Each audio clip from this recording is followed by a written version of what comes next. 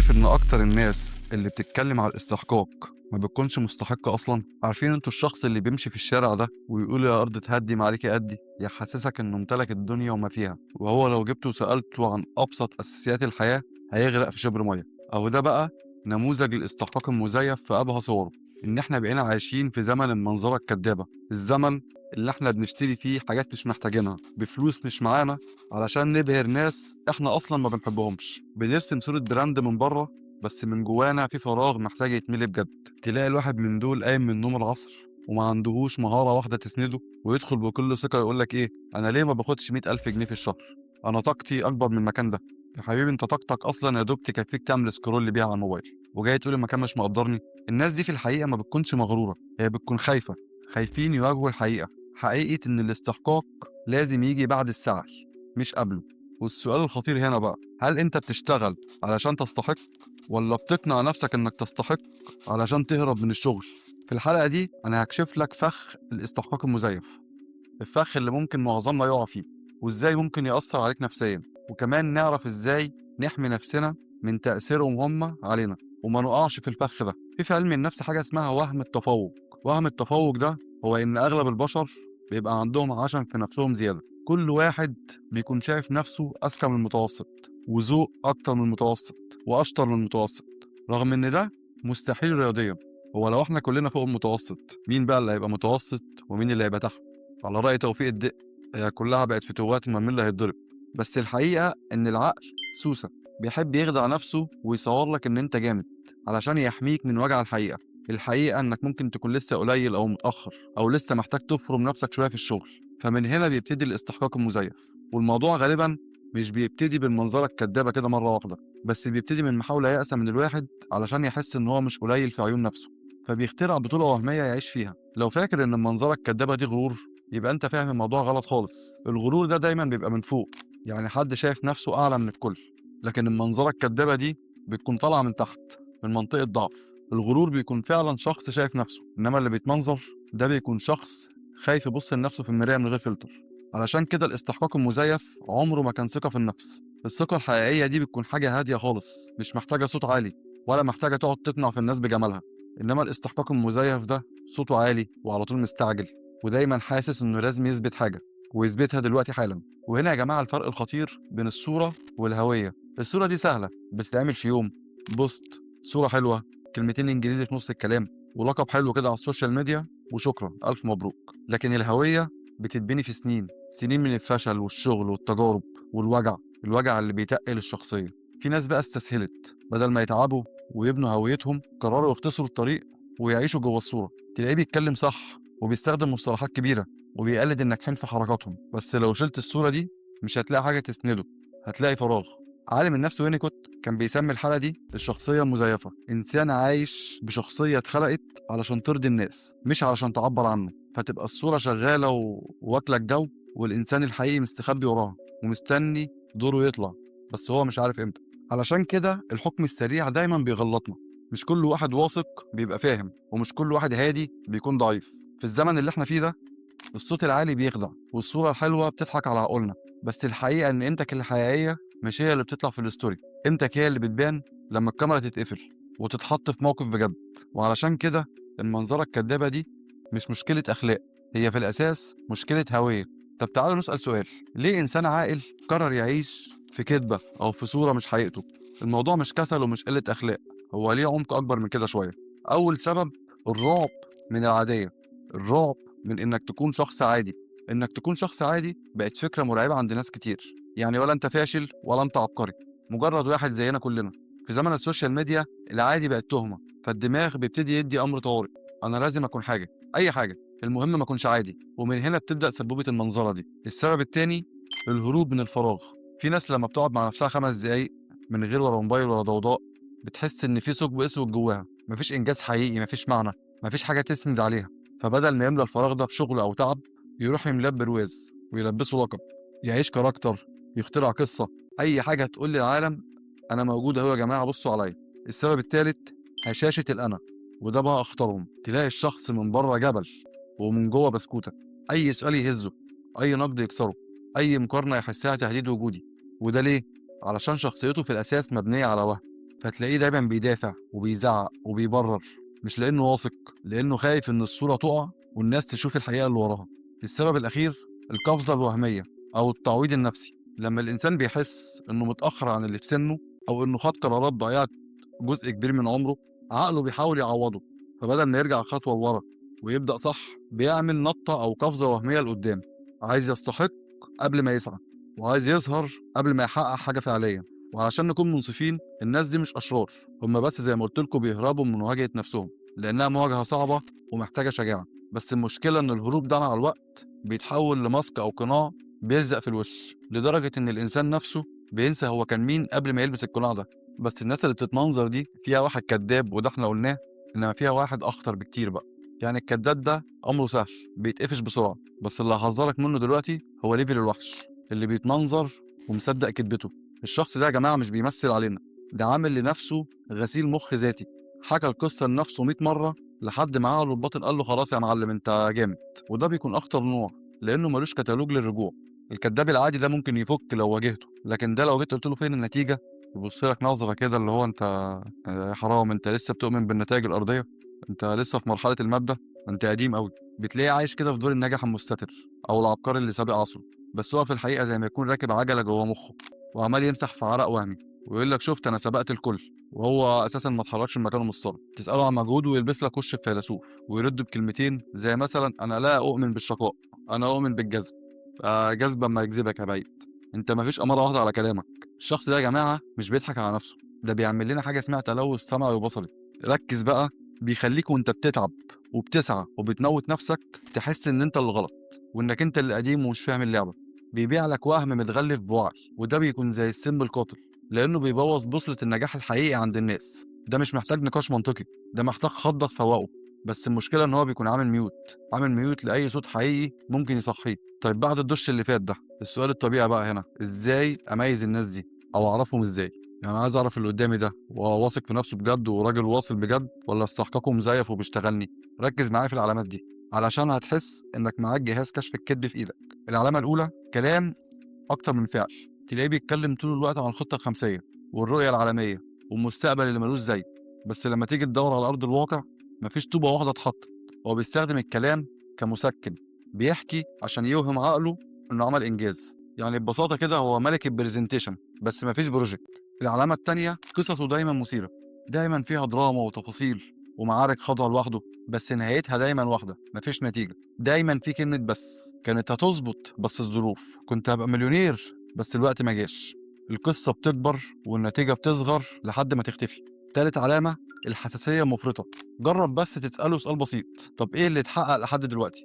فجاه هتلاقي وشه جاب الوان ونبره صوته اتغيرت، ويبتدي يحسسك انك بتستجوبه مش بتساله سؤال عادي. اللي واثق فعلا بيجاوبك بالارقام وهو حاطط رجل على رجل، انما اللي عايش في وهم بيعتبر سؤالك ده خنجر في صدره علشان انت لمست الفراغ اللي جواه.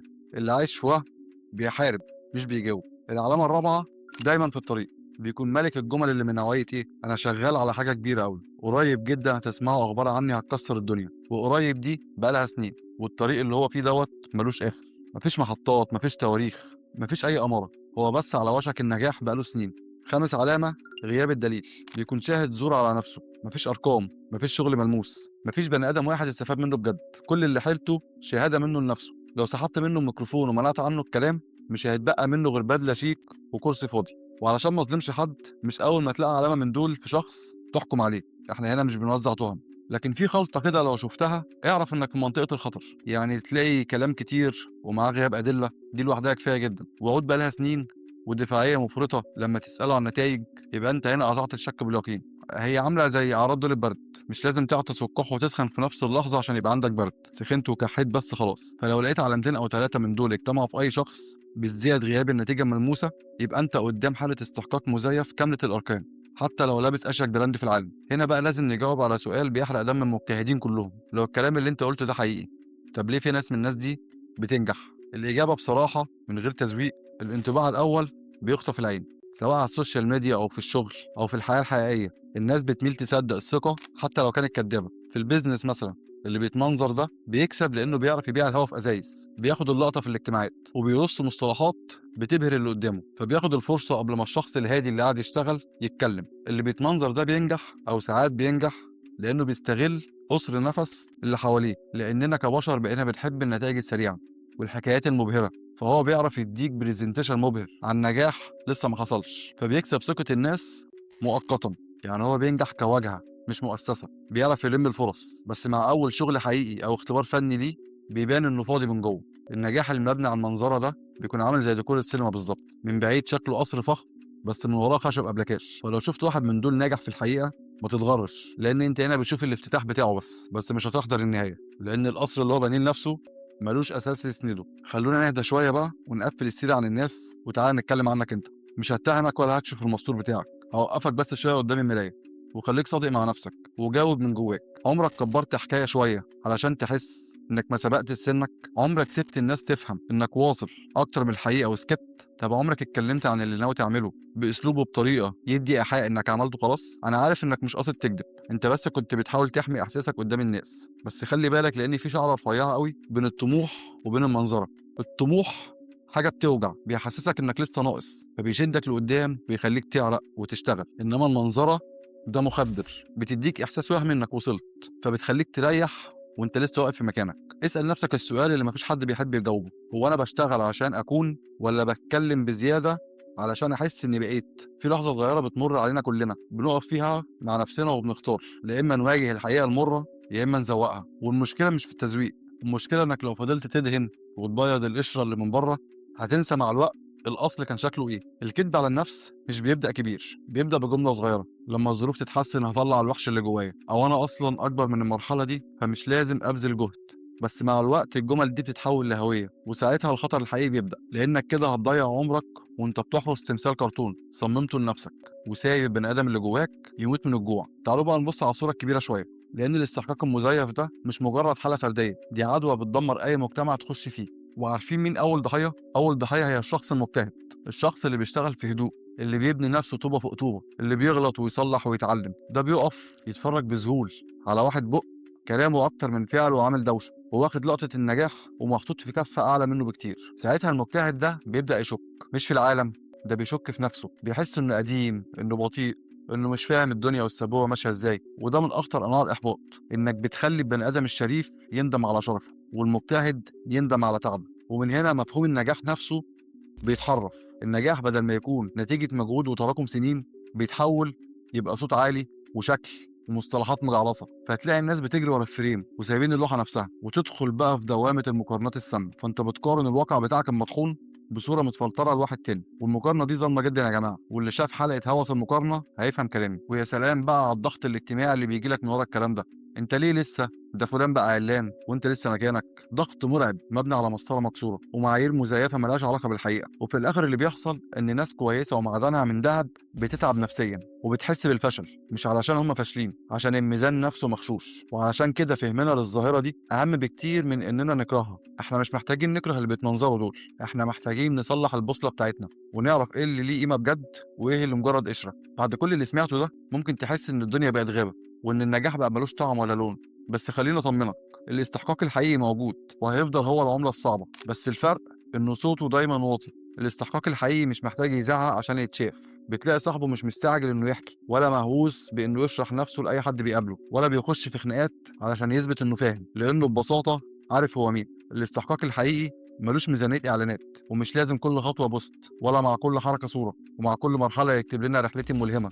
في شغل بيحب يتعمل في الهدوء بعيد عن الزيطة. الشخص المستحق الجد لما بتسأله سؤال ويكون سؤال صعب ما بيتهزش، مش علشان هو حافظ إجابات نموذجية، لكن علشان هو واقف على أرض صلبة. ما بيخافش يقولك معرفش أو غلطت أو لسه بتعلم، لأن قيمته مش مربوطة ببرواز أو بصورة، قيمته مربوطة بتراكم سنين ومجهود. والفرق الجوهري بقى هو النتيجة. ومش قصدي نتيجة ضخمة تهز الكوكب، أنا قصدي أثر حقيقي، ناس استفادت بجد، تقدم واضح في الشخصية، نتائج الناس بتشوفها بعينيها قبل ما هو يقولها بلسانه. فلو حسيت في لحظة إنك بطيء، أو إنك مش ظاهر كفاية، أو إن صوتك مش عالي زي الناس الباقية، أرجوك ما تحبطش، لأن دي غالبا علامة إنك ماشي صح. النجاح الحقيقي عامل زي الشجرة الضخمة، بياخد وقت يعمل جذور تحت الأرض قبل ما يبتدي يوريك أول ورقة شجر. وطبعا في 3 حلقات معمولة على الاستحقاق المالي وازاي تقدر تطوره هتلاقوهم على القناه. لو ما شفتهمش روح شوفهم عشان اشرح فيهم كل حاجه بالتفصيل. تعالى بس دلوقتي اقول لك روجيتة النجاه بتاعت ازاي ما تقعش في فخ الناس دي، او ازاي ما تبقاش واحد منهم. خلينا اتفق معاك في الاول،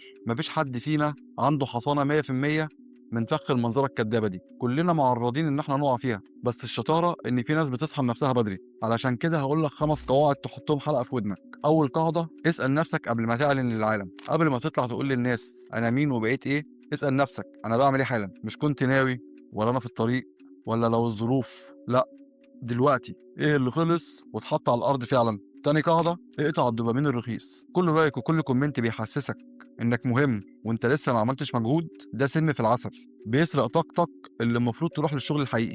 لو لقيت نفسك بتستمتع بالصوره اكتر من الرحله اللي انت بتتعب فيها، اقلق فورا وراجع حساباتك.